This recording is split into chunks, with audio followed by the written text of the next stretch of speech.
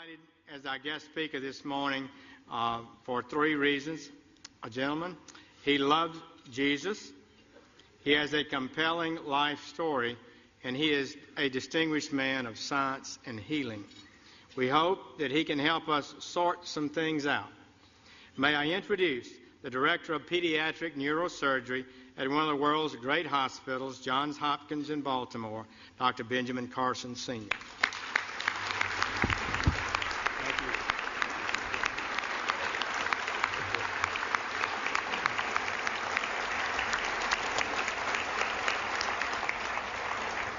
Thank you so much, Mr. President, Mr. Vice President, Mrs. Obama, distinguished guests, which includes everybody. Thank you so much for this wonderful honor to be at the stage again.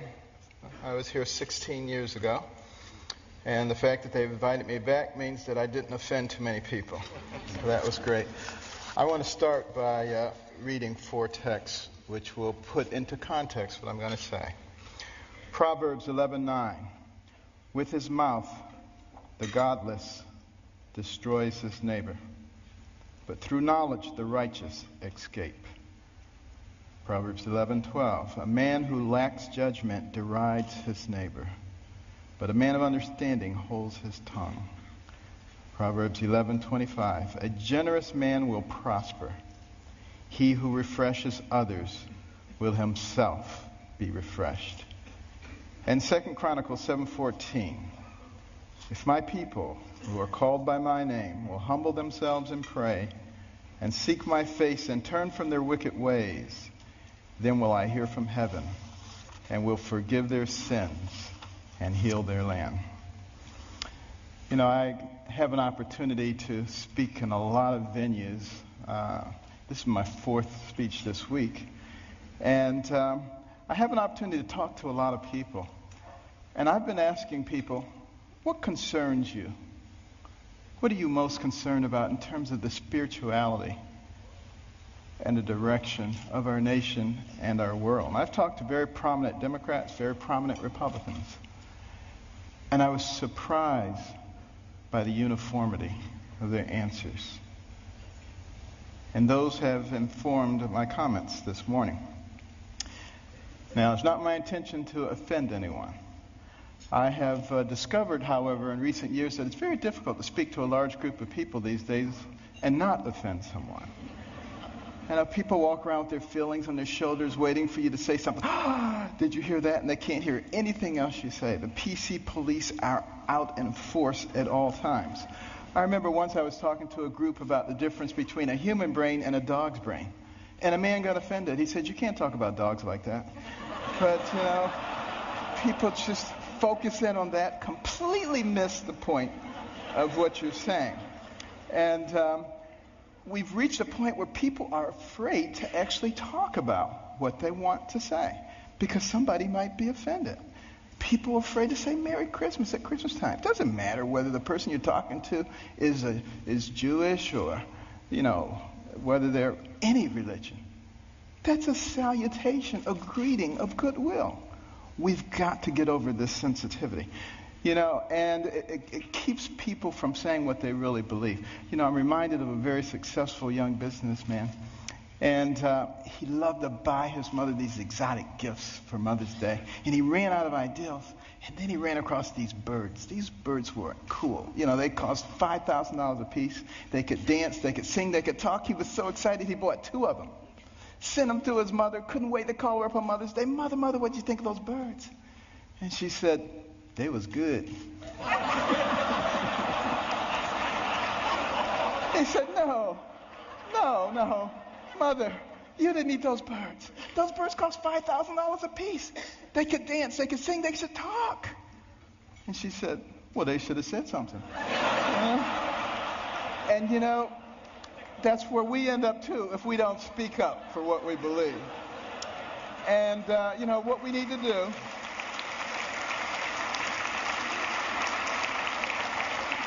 What we need to do in this PC world is forget about unanimity of speech and unanimity of thought.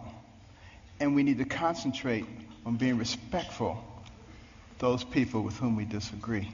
And that's when I think we begin to make real progress. And one last thing about political correctness, which I think is a horrible thing, by the way.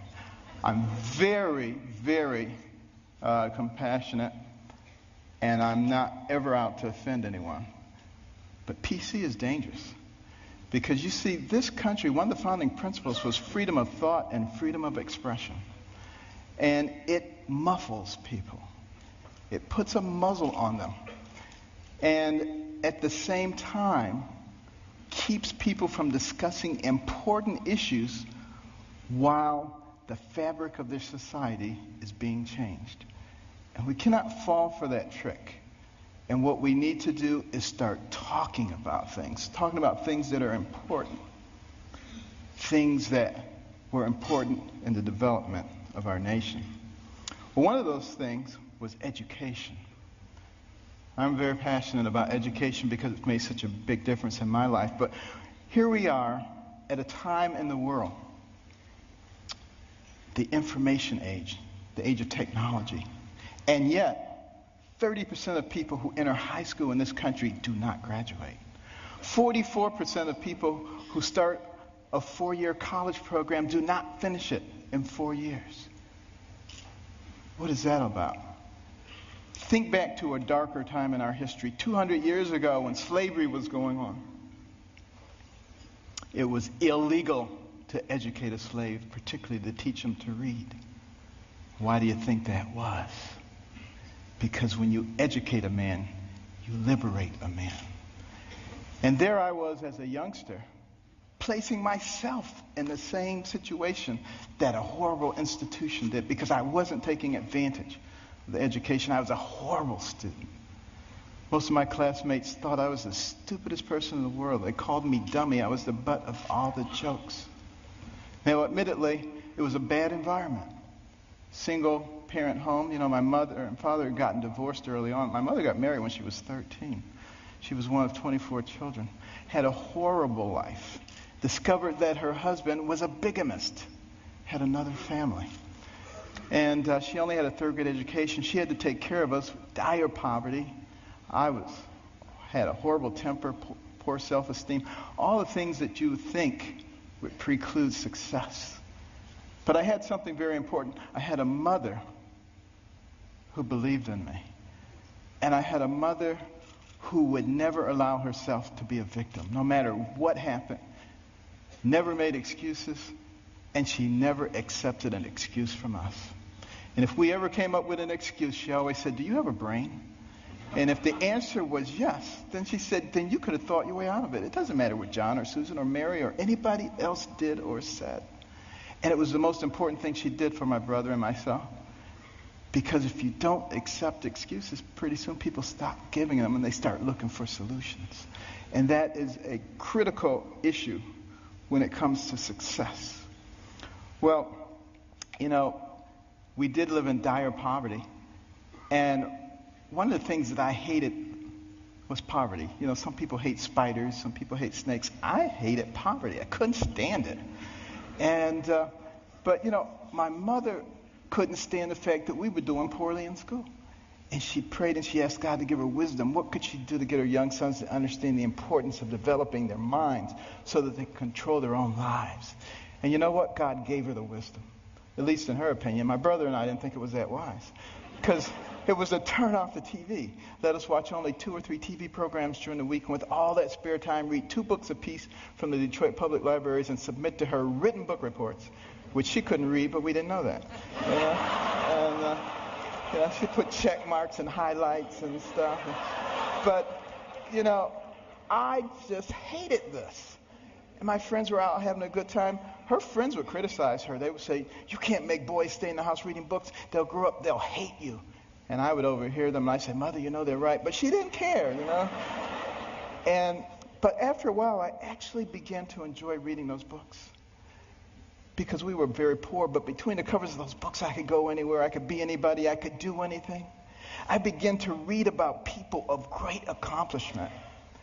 And as I read those stories, I began to see a connecting thread. I began to see that the person who has the most to do it You and what happens to you in life is you. You make decisions. You decide how much energy you want to put behind that decision.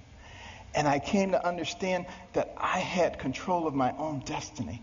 And at that point, I didn't hate poverty anymore because I knew it was only temporary. I knew I could change that. It was incredibly liberating for me. It made all the difference. And continue on that theme of education.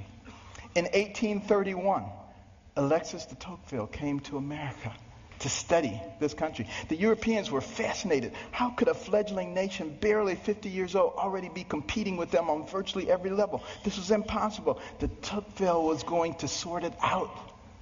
And he looked at our government, and he was duly impressed by the 3 branches of government. 4 now, because now special interest groups. But it was only 3 back in those days. And, he said, wow, this is really something. And then he said, but let me look at their educational system. And he was blown away. See, anybody finishing the 2nd grade was completely literate. He could find a mountain man on the outskirts of society. The man could read the newspaper, could have a political discussion, could tell him how the government worked. If you really want to be impressed, take a look at the chapter on education in my latest book, America the Beautiful, which I wrote with my wife. Came out last year. And in that education chapter, you will see questions extracted from a 6th grade exit exam from the 1800s. A test you had to pass to get your 6th grade certificate. I doubt most college graduates today could pass that test. We have dumbed things down to that level. And the reason that is so dangerous is because the people who founded this nation said that our system of government was designed for a well-informed and educated populace. And when they become less informed, they become vulnerable. Think about that. Our system of government, and that's why the education is so vitally important. Now, some people say, you're overblowing it, things aren't that bad. And you're a doctor, a neurosurgeon. Why are you concerned about these things? I've got news for you. 5 doctors signed the Declaration of Independence. Doctors were involved in the framing of the Constitution, the Bill of Rights, a whole bunch of things. It's only been in recent decades that we've extracted ourselves, which I think is a big mistake. We need doctors and we need scientists, engineers. We need all of those people involved in government, not just lawyers. I don't have anything against lawyers, but, here's the thing about lawyers. And I'm sorry, but I got to be truthful, okay? Got to be truthful. What do lawyers learn in law school? To win. By hook or by crook, you got to win. So you got all these Democrat lawyers and you got all these Republican lawyers, and their side wants to win. We need to get rid of that. What we need to start thinking about is how do we solve problems?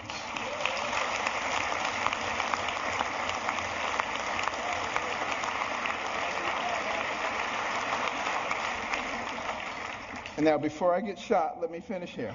Now, one of the reasons, and I don't like to bring up problems without coming up with solutions.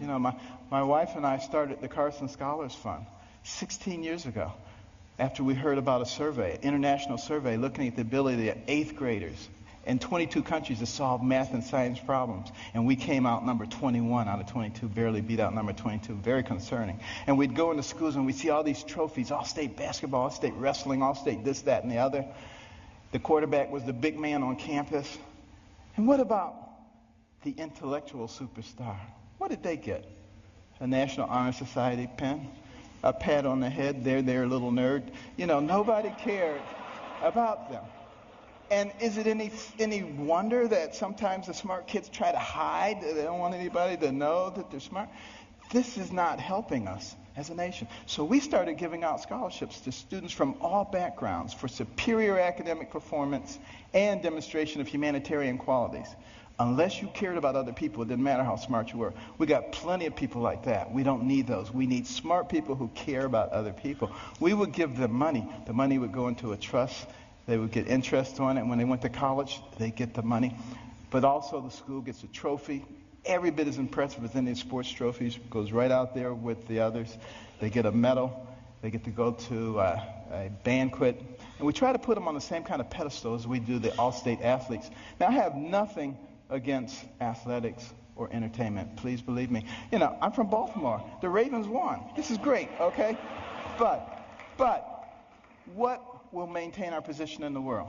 The ability to shoot a 25-foot jump shot or the ability to solve a quadratic equation? And we need to put the things into proper perspective. And, many teachers,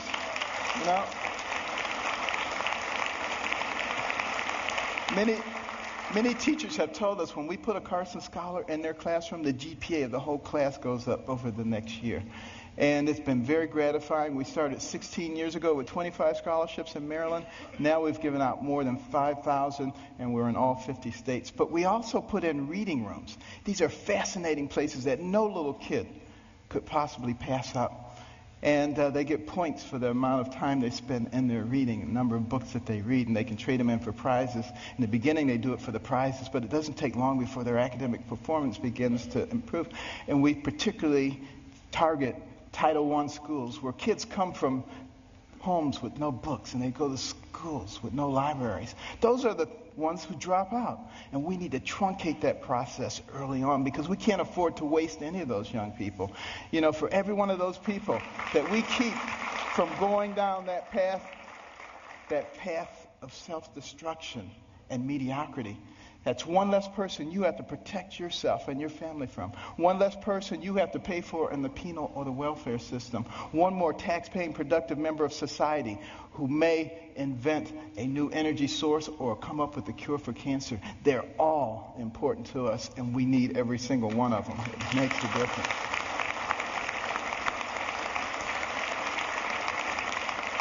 And when you go home tonight, please read about it. Carson Scholars Fund. CarsonScholars.org. But why is it so important that we educate our people? Because we don't want to go down the same pathway as many other pinnacle nations who have preceded us. I think particularly about ancient Rome. Very powerful. Nobody could even challenge them militarily. But what happened to them? They destroyed themselves from within. Moral decay. Fiscal irresponsibility. They destroyed themselves. And if you don't think that can happen to America, you get out your books and you start reading. But we can fix it. Why can we fix it? Because we're smart.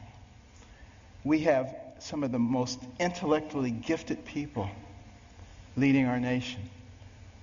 All we need to do is remember what our real responsibilities are so we can solve the problems. I think about these problems all the time. And, my role model was Jesus. And he used parables to help people understand things. And one of our big problems right now, and like I said, I'm not politically correct, so I'm sorry. But, our deficit is a big problem. Think about it. And our national debt, $16.5 trillion. You think that's not a lot of money? Tell you what, count one number per second, which you can't even do because once you get to 1,000, it takes you longer than a second. But one number per second. You know how long it would take you to count the 16 trillion? 507,000 years. More than 500,000 years to get there. We have to deal with this. Here's the parable. A family falls on hard times. Dad loses his job or is demoted, gets part-time work. He has 5 children. He comes to the 5 children. He says, we're going to have to reduce your allowance. Well, they're not happy about it, but he said, except for John and Susan. They're special. They get to keep their allowance. In fact, we may give them more. How do you think that's going to go down? Not too well. Same thing happens. Enough said. What about our taxation system? So complex. There is no one who can possibly comply with every jot and tittle of our tax. If I wanted to get you or you, I could get you on a tax issue. That doesn't make any sense. What we need to do is come up with something that's simple. And when I pick up my Bible, you know what I see? I see the fairest individual in the universe, God, and he's given us a system. It's called tithe. Now, we don't necessarily have to do it 10%, but it's principle. He didn't say, if your crops fail, don't give me any tithes. He didn't say if you have a bumper crop, give me triple tithes. So there must be something inherently fair about proportionality. You make $10 billion, you put in $1 billion. You make $10, you put in 1. Of course, you got to get rid of the loopholes. But now some people say, well, that's not fair because it doesn't hurt the guy who made $10 billion as much as the guy who made 10. Where does it say you have to hurt the guy? He just put $1 billion in the pot. We don't need to hurt him. It's that kind of thinking. It's that kind of thinking that has resulted in 602 banks in the Cayman Islands. That money needs to be back here, building our infrastructure and creating jobs. And we're smart enough to figure out how to do that. We've already started down the path of solving one of the other big problems, healthcare. We need to have good healthcare for everybody. It's the most important thing that a person can have. Money means nothing, titles means nothing when you don't have your health. But we got to figure out efficient ways to do it. We spend a lot of money on healthcare, twice as much per capita as anybody else in the world, and yet not very efficient. What can we do? Here's my solution. When a person is born, give them a birth certificate, an electronic medical record, and a health savings account, to which money can be contributed pre-tax from the time you're born to the time you die. When you die, you can pass it on to your family members so that when you're 85 years old and you got 6 diseases, you're not trying to spend up everything. You're happy to pass it on, and there's nobody talking about death panels. That's number one. And also, for the people who are indigent, who don't have any money, we can make contributions to their HSA each month because we already have this huge pot of money. Instead of sending it to some bureaucracy, let's put it in their HSAs. Now they have some control over their own health care. And what do you think they're going to do? They're going to learn very quickly how to be responsible. When Mr. Jones gets that diabetic foot ulcer, he's not going to the emergency room and blowing a big chunk of it. He's going to go to the clinic. He learns that very quickly. Gets the same treatment. In the emergency room, they send him out. In the clinic, they say, now let's get your diabetes under control so you're not back here in 3 weeks with another problem. That's how we begin to solve these kinds of problems. It's much more complex than that, and I don't have time to go into it all, but we can do all of these things because we're smart people. And let me just begin to close here by another parable. Sea captain, and he's out on the sea near the area where the Titanic went down. And they look ahead, and there's a bright light right there. Another ship, he figures, and he tells his signaler, signal that ship, deviate 10 degrees to the south. Back comes the message, no, you deviate 10 degrees to the north. Well, he's a little bit incensed, He says, send a message, this is Captain Johnson, deviate 10 degrees to the north. Back comes the message, this is Ensign 4th Class Riley. Deviate 10 degrees to the south. Now he's really upset. He says, send him a message. This is a naval destroyer. Back comes the message. This is a lighthouse.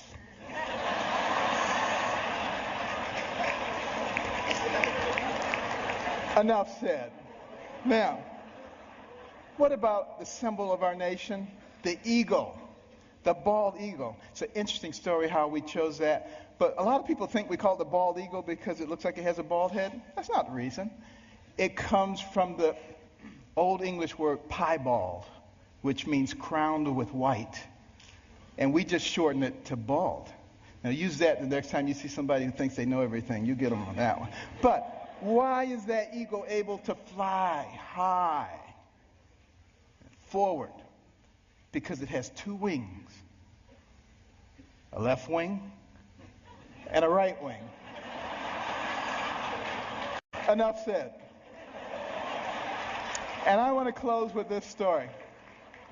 200 years ago, this nation was involved in a war, the War of 1812. The British, who are now our good friends, thought that we were young whippersnappers. It was time for us to become a colony again. They were winning that war, marching up the eastern seaboard, destroying city after city, destroyed Washington, D.C., burned down the White House. Next stop, Baltimore. As they came into the Chesapeake Bay, that armada of ships, warships, as far as the eye could see, it was looking grim. Fort McHenry standing right there. General Armistead, who was in charge of Fort McHenry, had a large American flag commissioned to fly in front of the fort. The admiral in charge of the British fleet was offended. He said, "Take that flag down. You have until dusk to take that flag down. If you don't take it down, we will reduce you to ashes." There was a young amateur poet on board by the name of Francis Scott Key, sent by President Madison to try to obtain the release of an American physician who was being held captive. He overheard the British plans. They were not going to let him off the ship. He mourned as dusk approached.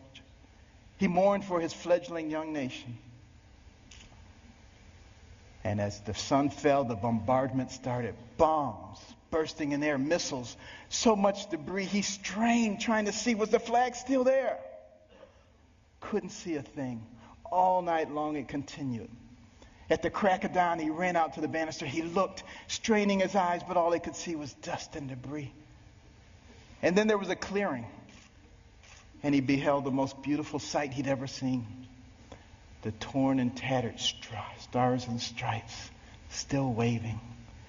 And many historians say that was the turning point in the War of 1812. We went on to win that war and to retain our freedom. And if you had gone into the grounds of Fort McHenry that day, you would have seen at the base of that flag the bodies of soldiers who took turns propping up that flag. They would not let that flag go down because they believed in what that flag symbolized.